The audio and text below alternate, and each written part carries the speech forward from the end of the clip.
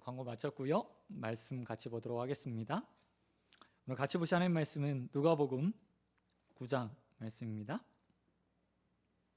누가복음 9장 1절에서 9절까지 말씀. 다 자신 절고 한 절씩 교독하도록 하겠습니다. 예수께서 12 제자를 불러 모으사 모든 귀신을 제어하며 병을 고치는 능력과 권위를 주시고 하나님의 나라를 전파하며 앓는 자를 고치게 하려고 내보내시며 이르시되 여행을 위하여 아무것도 가지지 말라. 지팡이나 배낭이나 양식이나 돈이나 두보도를 가지지 말며 어느 집에 들어가든지 거기서 머물다가 거기서 떠나라. 누구든지 너희를 영접하지 아니하거든 그 성에 떠날 때 너희 발의 먼지를 털어버려 그들에게 증거를 삼으라 하시니 제자들이 나가 각 마을에 두루 다니며 곳곳에 복음을 전하며 병을 고치더라. 분봉왕 헤롯이 이 모든 일을 듣고 심히 당황하니 이는 어떤 사람은 요한이 죽은 자 가운데서 살아났다고도 하며 어떤 사람은 엘리야가 나타났다고도 하며 어떤 사람은 옛 선지자 한 사람이 다시 살아났다고도 함이라. 같이 읽겠습니다. 헤롯이 이르되 요한은 내게 목을 베었거늘 이제 이런 일을 들으니 이 사람이 누군가 하며 그를 보고자 하더라. 아멘. 오늘 말씀 가지고 예수의 제자로 살아가라, 예수의 제자로 살아가라 라는 제목으로 말씀 같이 나눠가겠습니다. 오늘 본문은 단락으로 보면 두 개의 이야기가 있습니다. 그런데 하나의 주제들을 9장은 거의 대부분 다루고 있습니다. 뭐냐면 바로 제자도에 관한 이야기입니다. 특별히 오늘 본문 말씀 1절을 보면 예수님께서 하나님 나라를 전파하는 일들을 제자들에게 맡기는 장면이 나옵니다. 예수께서 12 제자를 불러 모으시고 모든 귀신을 제어하며 병을 고치는 능력과 권위를 주시고 제자들을 파송하시는 장면이 나옵니다. 마치 다른 복음서에서 기록되지만 70인의 제자들을 부르시고 둘씩 짝지어서 전도를 보내시는 것처럼 아마 12 제자를 부르셔서 파송하셨을 때도 그와 같은 모습으로 예수님께서 파송하셨던 것으로 보여집니다. 그리고 제자들은 그렇게 부여받은 권위와 권능, 능력들을 가지고 나가서 좋은 결과들을 가지고 나오는 것을 볼 수 있습니다. 6절 말씀에 보면 파송의 결과에 대해서 이렇게 기록하고 있습니다. 제자들이 나가 각 마을을 두루 다니며 곳곳에 복음을 전파하며 병을 고치니라 라고 말하면서 예수님께서 주신 능력, 권위, 권세들을 가지고 그들이 지금 전도하고 복음을 전하고 또 병을 고치는 일도 했다고 이야기하고 있습니다. 하지만 한 가지 빠진 게 있죠. 귀신을 쫓아내는 권위와 권세를 주셨는데 이거는 행하지 못했어요. 그 이유는 9장에 있는 또 다른 말씀 때문입니다. 어찌 되었건 그들의 전도는 굉장히 효과적이었습니다. 그리고 온전하게 그들이 원하는 대로 그리고 예수님께서 원하는 대로 결론을 내는 일이었습니다. 그런데 잘 보면 이 모든 일이 제자들의 능력에서 일어난 것이 아니라는 사실을 분명히 본문이 가르쳐주고 있다는 겁니다. 이렇게 제자들이 나가서 하나님 나라를 전파하고 병든 자들을 고칠 수 있었던 이유는 단 한 가지 때문이었습니다. 그것은 바로 예수로부터 허락된 능력, 권위, 권능 때문이었다는 겁니다. 이후에 복음서를 보면 예수님의 제자들이 권능과 권위를 지금 받았지만 바로 9장에서 그 권능과 권위를 다 사용하지 못하고 귀신을 쫓아내지 못하는 사건이 기록되어 있습니다. 분명히 예수님께서는 그 능력을 주셨지만요, 그것들 다 발휘하지 못했다는 거예요.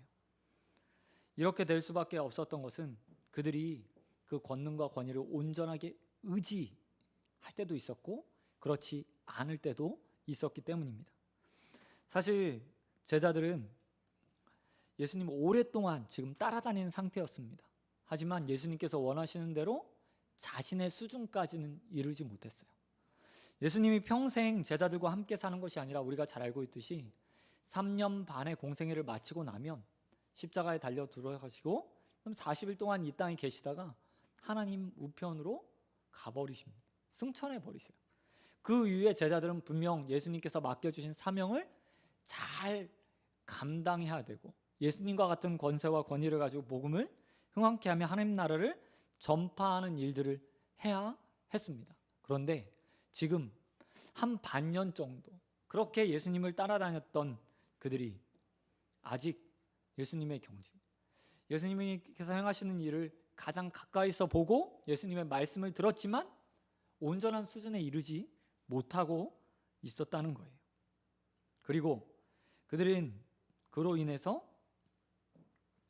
온전하게 아직 감당할 수 없는 수준이 되었다는 것을 여실히 본문에서 들어주고 있습니다.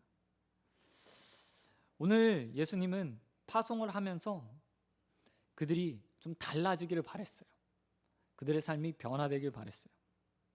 그들이 생각하고 있는 제자가 되는 삶이 어떻게 변했으면 좋겠는지 먼저 파송하며 권위와 권세를만 주는 것이 아니라 말씀으로 가르치시며 그들이 이번 파송을 통해서 한 단계 성장하기를 원하셨습니다. 그래서 예수님은 권세와 권위만 주는 것이 아니라 말씀도 함께 주십니다. 그 말씀이 3절부터 5절까지에 기록되어 있어요. 먼저 5절 말씀을 보면 예수님께서 제자들을 향해서 전도로 나갈 때 이런 일을 만나게 되면 그 가운데 이렇게 행해 라고 말씀하십니다. 5절 보니 이렇게 기록하고 있죠. 누구든지 너희를 영접하지 아니하거든 그 성에서 떠날 때 너희 발에서 먼지를 털어버려 그들에게 증거를 삼으라. 너희가 열심히 증거해야 돼.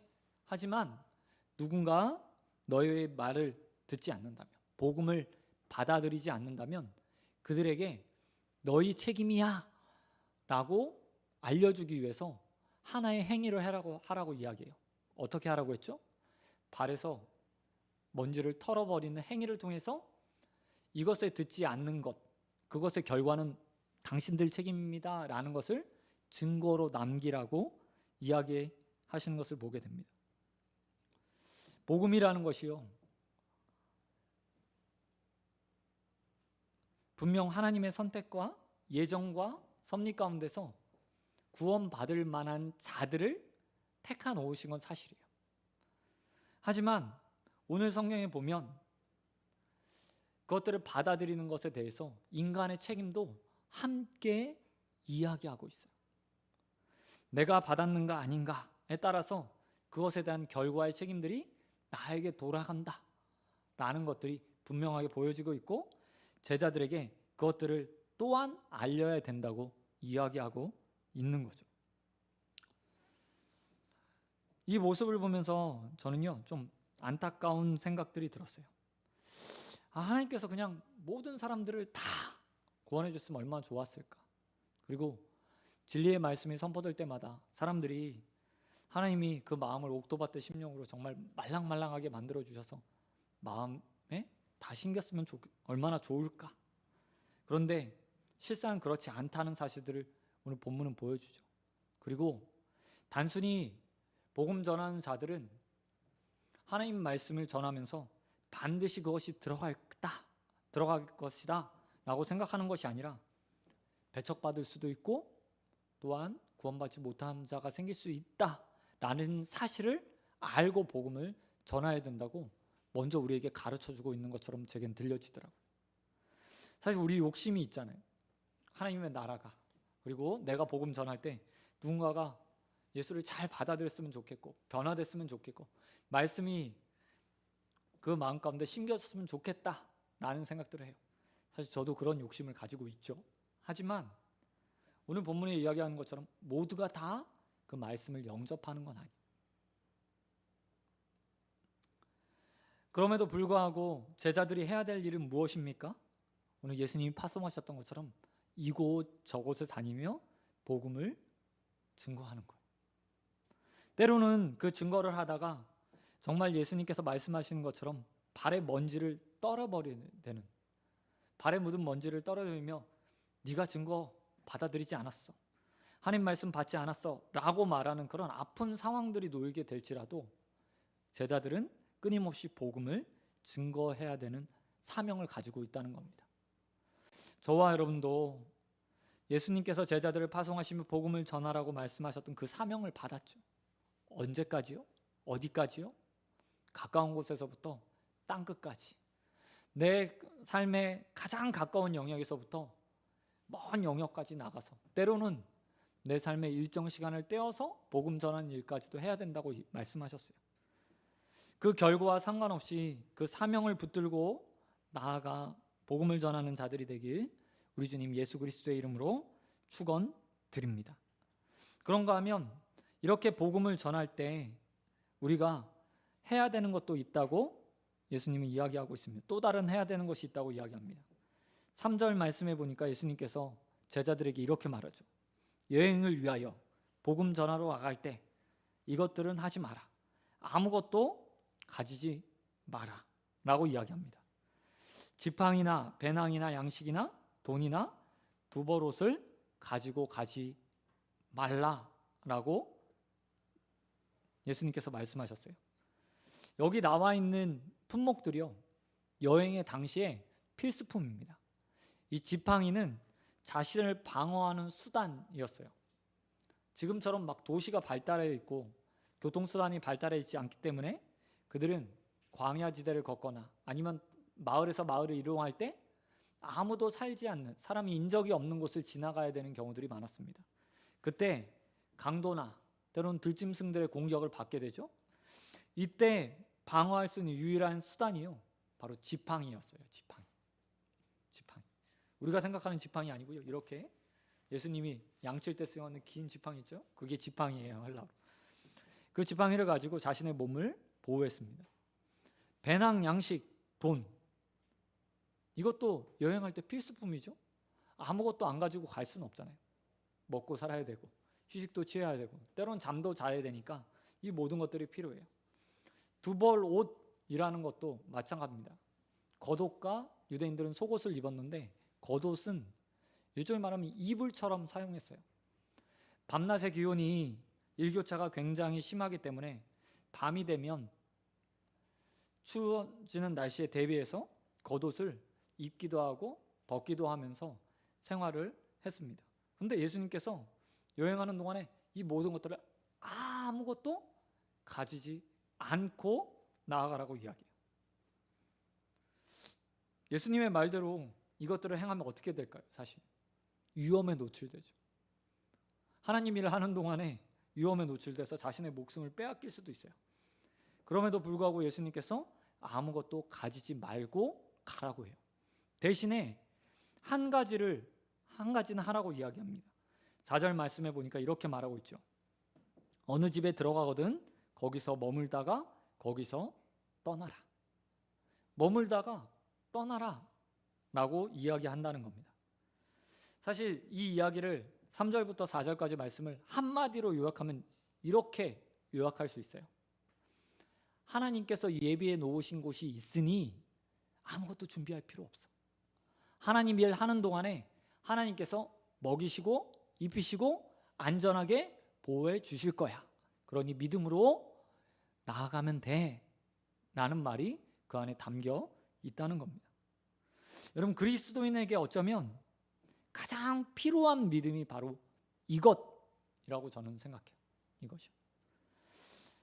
우리가 하나님 나라를 위해서 살아가고 또 하나님 말씀을 가지고 살아갈 때 살아가다 보면 세상의 법과 방식과 충돌하는 경우들을 자주 만나게 돼요. 단순히 복음 전하는 일뿐만 아니라 일상의 삶에서도. 그때마다 우리는 생각하죠.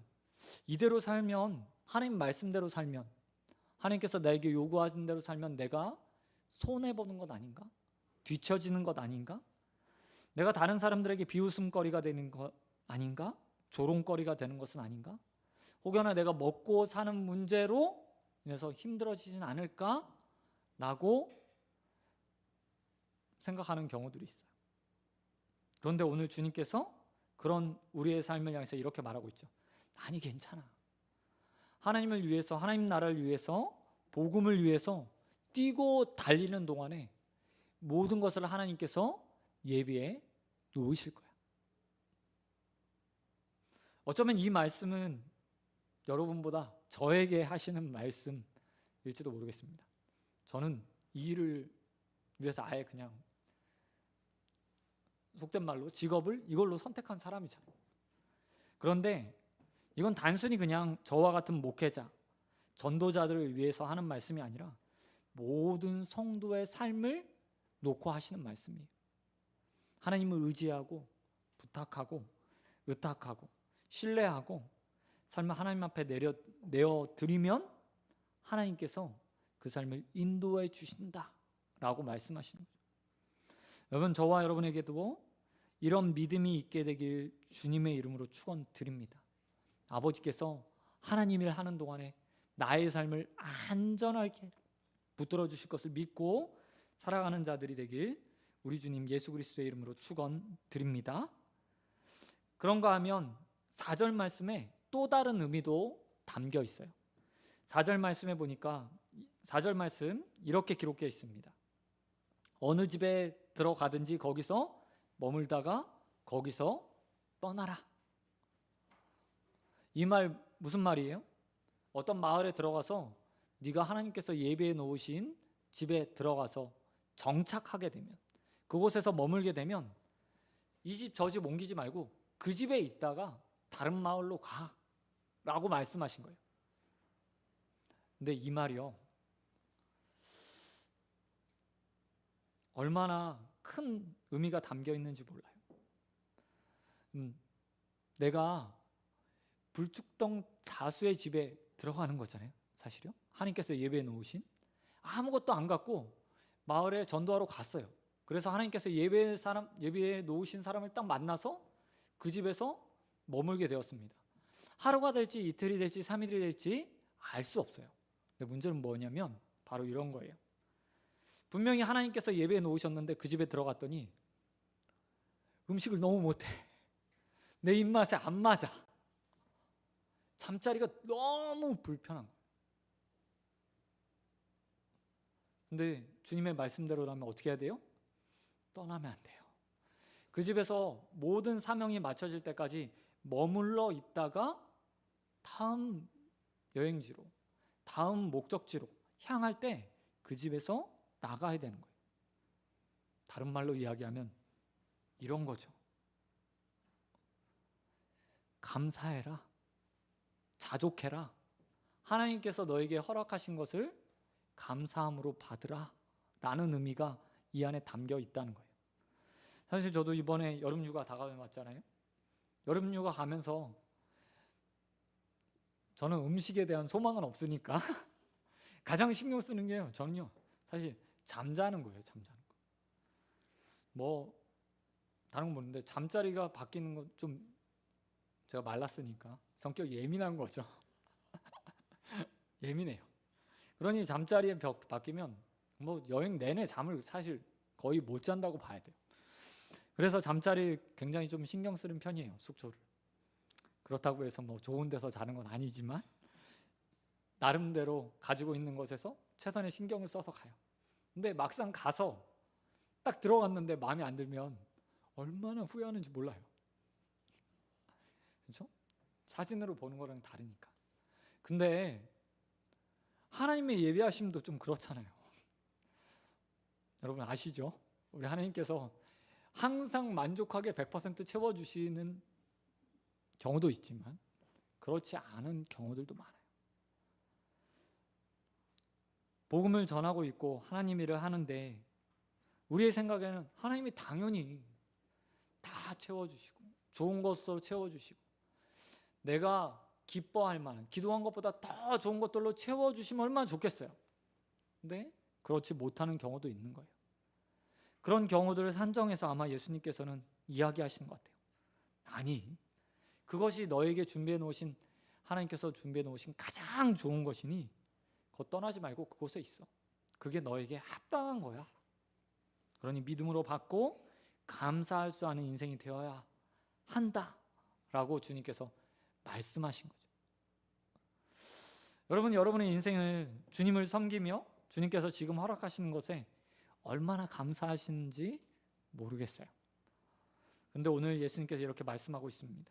하나님께서 너의 삶 이끄시고 인도하시고 함께 하신다. 사명을 다하고 또 교회를 섬기고 일상의 삶을 하나님께 드려 나아가는 그건데 하나님께서 너의 삶에 지금 이것들을 허락하셨다. 그러니 감사함으로 받으라. 우리가 잘 알고 있는 사도 바울이 빌립보서 4장 11절 12절에서 빌립보 교회를 향해서 이렇게 말했습니다. 빌립보서 4장 11절 12절. 내가 궁핍함으로 말하는 것이 아니라 어떠한 형편에든지 나는 자족하기를 배웠노니 나는 비천할 줄도 알고 풍부에 처할 줄도 알아. 모든 일에 곧 배부름과 배고픔과 풍부와 궁핍에도 처할 줄 아는 일체의 비결을 배웠노라. 사도 바울의 고백이요, 우리의 고백이 돼야 돼요. 그리고 주님께서 하나님을 섬기는 자들에게 원하시는 고백이기도 해요. 저와 여러분의 삶에 이와 같은 믿음의 고백들이 있기를 소원드립니다. 지금 나에게 허락하신 것이 가장 좋은 것을 알고 또한 그 안에 자족하는 마음, 기쁨으로 받을 수 있는 마음들이 부하던 가난하던 아픔이던 고통이던 즐거움이던 그 가운데 은혜로 받는 믿음의 사람들이 되어지길 우리 주님 예수 그리스도의 이름으로 축원드립니다. 그런가 하면 제자를 길을 걸어가는 동안에 이렇게 하나님 앞에 맡겨드리고 자족하며 또 쉼없이 걸음을 거는 것뿐만 아니라 또 한 가지 해야 되는 것이 있음을 오늘 본문은 이야기하고 있습니다. 그 이야기가 7절부터 9절까지의 내용에 담겨 있어요. 7절부터 9절까지에 보면 헤롯이 예수님은 누구야? 라는 것으로 인해서 그의 삶에 고민이 생겼다고 본문은 이야기하고 있습니다. 특별히 7절에 보니까 헤롯이 어떻게 됐어요? 예수님의 이야기를 듣고요, 당황했대요. 왜요? 사람들이 와서 예수님이 요한이 살아났다 라고 말하는 사람도 있고 때로는 엘리야가기도 하다, 어떤 사람들은 옛 선지자 중에 한 사람이 살아난 것은 아닌가 라고 말했기 때문이에요. 이 분봉왕 헤롯은 세례 요한을 죽인 자였어요. 왜요? 이복 동생의 아내를 취한 것으로 인해서 세례 요한이 꾸짖었거든요. 그래서 죽임을 당하게 됩니다. 그런데 예수님을 보면서 사람들이 이야기하는 거예요. 헤롯이 살아왔다 라고 전해주니까 죽였던 그의 마음이 찔렸겠죠. 그래서 당황했다고 이야기하고 있습니다. 근데 핵심은 그가 당황했어 이야기가 아니에요. 헤롯 주위에서 예수님을 어떻게 평가하고 있는가가 오늘 본문에 기록되고 있다는 거죠. 예수님을 보면서 사람들은 각자의 생각대로, 자신의 믿음대로, 자신이 보고 있는 대로 평가하며 헤롯에게 증거하고 있다는 거예요. 어떤 자는 요한이라고, 어떤 자는 엘리야라고 하고, 어떤 자들은 옛날 선지자 중에 한 사람이라고 말하면서 예수님에 대해서 평가하고 있어요. 이 셋의 평가의 공통점은 단 한 가지죠. 예수님을 그래도 선지자로 보고 있다라는 것은 맞아요. 하지만 다 틀린 이야기죠. 왜요? 예수님이 이 땅에 구주로, 메시아로 오셨기 때문이에요. 이 이야기를 누가가 들려주는 이유는 단 한 가지 때문입니다. 예수님에 대한 오해들이 세상에 가득했어. 심지어 그 주위에 가장 많은 정보력을 가졌던 분봉왕 헤롯마저도 예수님에 대한 잘못된 소식을 듣고 있어 라고 우리에게 보여주고 있는 거죠. 그러면서 이렇게 우리에게 말하고 있는 겁니다. 예수에 대한 바른 믿음과 지혜를 가지고 전할 준비를 하여라. 제자에게 있어서 아무것도 가지지 않고 믿음으로 나아가는 것, 그것도 중요한 일이고, 또한 자족함으로 그 걸음 가운데서 허락하시는 것들을 감사함으로 받으며 사명을 감당하는 것도 중요해요. 뿐만 아니라 지치지 않고 어떤 상황 가운데서도 복음을 증거하는 것도 중요하지만 무엇보다 중요한 것은 뭐냐면 왜곡된 예수에 대한 잘못된 생각들을 바로 전해주는 거죠. 예수를 바로 전해주는 것이 제자들에게, 복음 전하는 일들에게, 사명을 감당하는 자들에게 가장 중요한 것이라는 것을 오늘 본문이 우리에게 보여주고 있다는 거예요. 여러분, 예수님에 대해서 얼마나 잘 알고 계십니까? 예수님에 대해서 얼마나 많은 지식을 가지고 계십니까? 누가복음, 우리가 이미 보았던 말씀 누가복음 6장 39절에 보면 예수님께서 이렇게 비유하셨어요. 소경이 소경을 인도할 수 있느냐? 둘이 다 구덩이에 빠지지 않겠느냐? 만약 복음을 전하는 자들이 그 복음의 대상인 예수님에 대해서 바로 알지 못한다면 예수님을 바로 전할 수 없죠. 그리고 왜곡된 예수님이 증거될 수밖에 없어요. 우리 기독교를 보시기 바랍니다. 한국 교회가요 급성장을 했어요. 급성장이요. 그때 1970년, 80년, 60년대부터 시작해서 아주 급성장하기 시작하는데요. 그때 교회의 가장 큰 슬로건이 뭐였냐면 예수 믿으면 복 받아 였어요. 예수는 복. 근데 이 복이요 너무 포괄적인 거예요. 그리고 사람들은 그 복이라는 말에 생각했어요. 아, 내가 예수를 믿으면 잘 살게 되는 거구나. 세상의 기준으로 풍요롭게 사나 보다 라고 생각했어요. 그래서 교회로 자신의 삶에 어려운 삶을 살고 있는 그 시대에 정말 복을 바라며 교회 안으로 들어왔어요. 하지만 성경은 우리가 원하는 복만 증거하지 않잖아요. 오늘 본문에서도 분명히 주님 말씀하세요. 아무것도 가지지 않아도 돼. 그리고 그곳에 가면 하나님 허락해 준비해 놓으신 것에 자족하는 인생이 돼야 돼. 감사하면서 받아들이면 돼. 사도 바울은 뭐라고 얘기해요? 가난도 풍부도 고난도 즐거움도 다 내가 누릴 줄 아는 사람이야. 그게 믿음의 사람이야 라고 이야기하고 있어요. 성경에 얼마나 많은 고난을 받은 사람들이 나와요? 사실 아브라함도 보세요.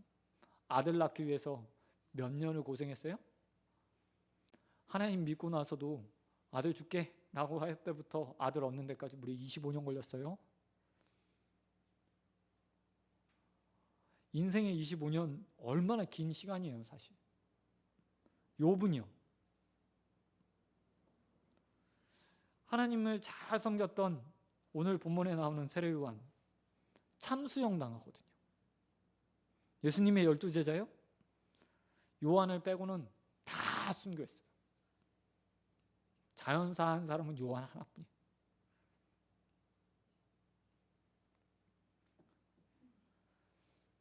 복음이 잘못 전해지니까 지금 사람들이 원하던 그 복이 채워지지 않으니까 어떻게 해요?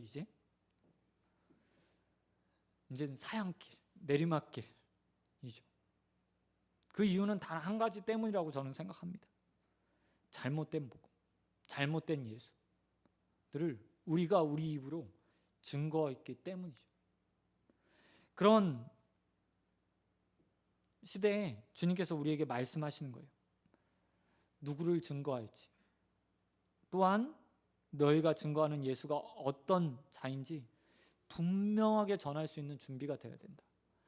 헤롯에게 요한이니 엘리야니 선지자니 라고 말했던 예수를 증거해 줬던 잘못된 증거 말고 참된 예수가 누구인지 증거하실 만한 지혜를 가지고 살아야 된다고 오늘 본문은 우리에게 말해주고 있다는 겁니다.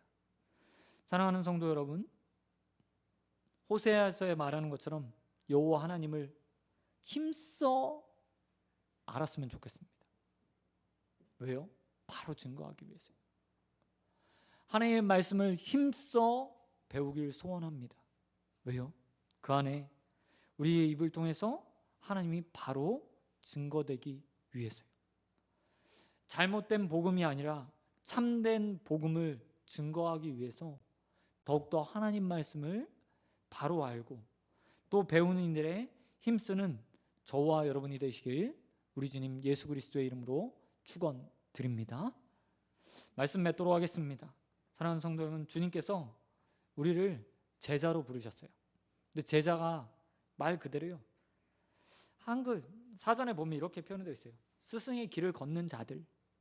그리고 주님은 이 땅에 오셔서 끊임없이 하나님 나라를 전파하고 하나님 말씀을 증거했고 하나님 나라를 세워갔어요. 그리고 우리는 그 예수님을 따라서 이 세상에서 제자로 살아가는 사람들이에요. 근데 제자가 스승을 잘 몰라요. 증거에 대해 스승의 가르침을 잘 몰라요. 그럼 어떻게 되겠어요? 힘써 주님의 말씀을 알아가는 일에 여러분 더욱더 열심을 내고 시간을 내는 저 여러분 되길 주님의 이름으로 축원드립니다. 뿐만 아니라 복음을 전하는 가운데 여러분 하나님을 신뢰하십시오. 복음 전하는 삶을 분명 오늘 예수님께서 말씀하셨던 그 삶을 붙드시고 지켜주실 겁니다. 안전도 허락해 주실 거고 필요한 양식이 있다면 그것도 채워주실 거예요. 뿐만 아니라 하나님께서 허락하시는 것이 내 생각과 좀 다르더라도 그 가운데 자족하고 만족할 수 있는 자들 되길 소원합니다. 아버지 하나님이시잖아요. 언제나 우리에게 좋은 것 허락하시는 분이잖아요. 그것들을 믿고 언제나 우리 사도 바울이 고백했던 것처럼 일체의 자족의 비결을 배우고 아멘으로 감사로 받는 믿음의 사람들이 되어지길 우리 주님 예수 그리스도의 이름으로 축원드립니다. 아멘. 우리 시간 찬양하고 우리 함께 기도하는 시간 가졌으면 좋겠습니다.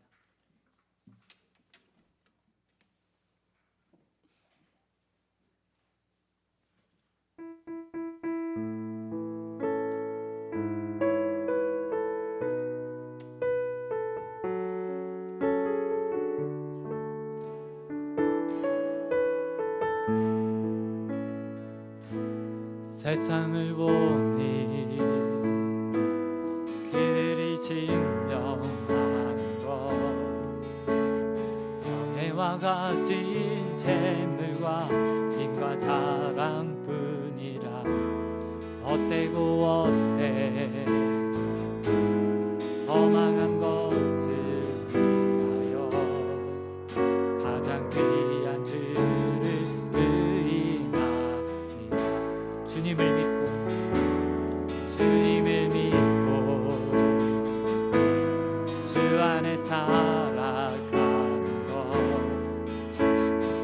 얼마나 복된 일인지 증량할 수 없을 주님을 알고 그 안에 살아가는 것 가장 귀한 주를 경외하며 하늘의 것이 구하게 하소서 영원한 것이 놓치지 않으리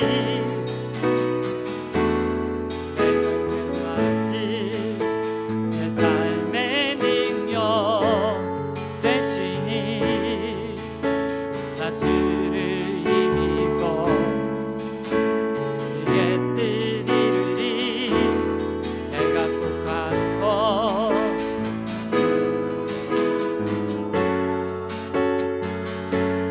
주님의 마음이 놓치지 않으리 주님의 세대 이어간 증인이 되어 거룩한 주의 나라 세워 하늘의 것을 구하게 하소서 영원한 것이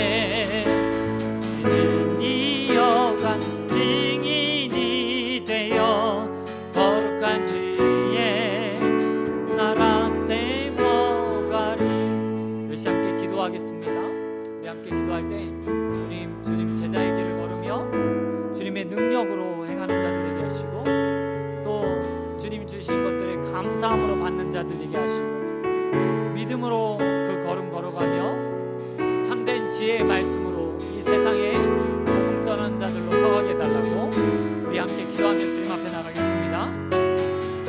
하나님 아버지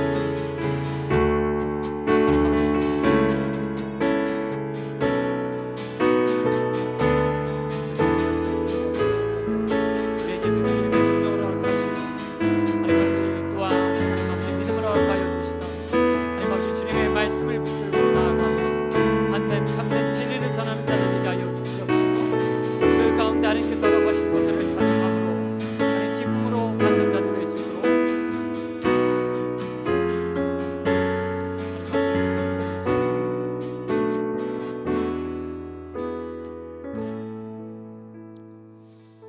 사랑과 은혜가 풍성하신 하나님 아버지 감사드립니다.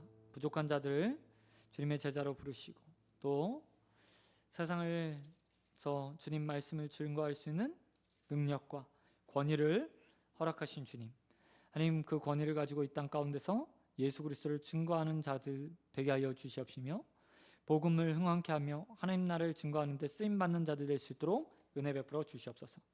또한 귀한 사명 감당할 때 주님께서 우리의 삶에 모든 것들을 허락하시고 책임져 주심을 믿고 믿음으로 나아가는 자들 되게 하여 주시옵시며 또 주님께서 허락하신 것들을 감사함으로 받아 하나님 앞에 하나님 자족하는 인생으로 서가는 자들 될 수 있도록 은혜 베풀어 주시옵소서. 하나님 무엇보다 예수를 힘써하라. 우리가 증거하는 예수 그리스도가 이 세상 가운데 참되게 증거되길 소원합니다. 진리의 말씀을 부끄러움 없이 전하는 자들 되게 하여 주시옵시고 또한 풍성한 지혜로 담대히 증거하는 일에 쓰임받는 자들 될 수 있도록 은혜 베풀어 주시옵소서. 이제는 우리 주 예수 그리스도의 은혜와 한량없는 하나님의 사랑과 성령의 교통하심이 제자의 삶을 살며 주님께서 주시는 권위와 권능과 권세를 가지고 예수 그리스도를 증거하기 원하고 또 참된 진리를 세상 가운데 증거하며 많은 자들을 복음으로 초대하기 원하는 우리 성도들과 또 공예배로 하나님 앞에 나와 그 삶을 헌신하는 자들 위해 영원토록 함께 있을지어다. 아멘. 아멘.